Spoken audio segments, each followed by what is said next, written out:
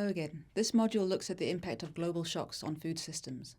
But first we need to ask, what is a global shock? Well, a global shock refers to an event or a situation that has a significant or widespread impact on the global economy and broader society.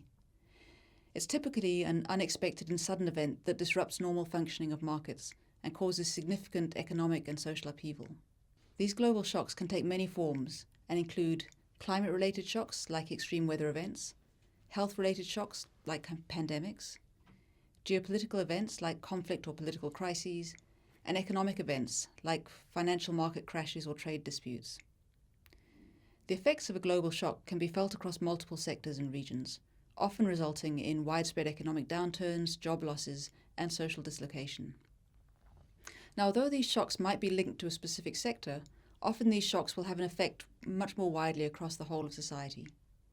For example, the COVID-19 pandemic would be classified as a health-related shock that significantly strained health systems across the globe, but we know it also had a profound effect on the economy. Global shocks can have significant impacts on food systems, particularly in terms of food availability, affordability, and access. One of the immediate impacts of a global shock is disruption to supply chains, which can lead to shortages and price spikes for food and other essential commodities.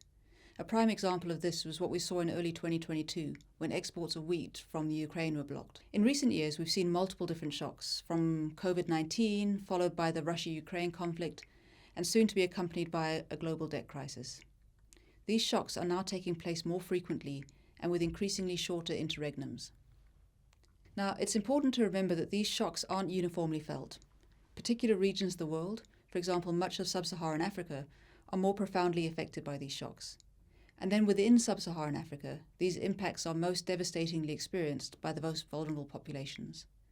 Global shocks exacerbate existing inequalities and hinder progress towards achieving the SDGs. So what we're seeing is that the global shocks have local outcomes that are experienced unevenly, usually across existing lines of inequality. These shocks impact the food system itself, but they also impact people's ability to use the food system.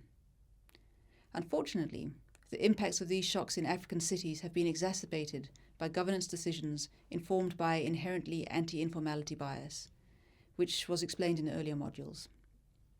Now, the state's often willfully poor understanding of food systems of the poor has at times led to regulatory responses that have undermined the resilience of these food systems and further undermined food security.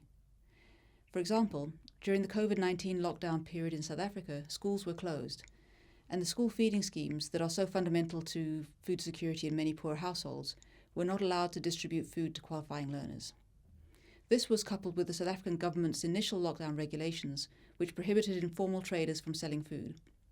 And as we know, informal food traders play an important role for providing affordable food for low-income urban residents. And so while this shock occurred on a global level, the local impacts on the food system were real and experienced most by the most vulnerable urban residents. While we tend to think and respond to these shocks as discrete events, we're beginning to experience cumulative shocks. For example, in Durban, South Africa, over the course of the last 3 years, the city experienced a pandemic, an economically driven political unrest, and a devastating flood. These cumulative shocks resulted in large-scale damage to strained infrastructure, economic downturn, and social fragmentation. So in order to withstand cumulative shocks, we need to plan as if they're the norm. At what point do we realize that this isn't the perfect storm, but is now just the weather? Now, while this may seem overly pessimistic, thinking in this way opens up opportunities for developing more resilient cities. Instead of always being on the back foot and responding reactively, thinking about shocks as inevitable allows cities to be more imaginative, more anticipatory, and more transformative.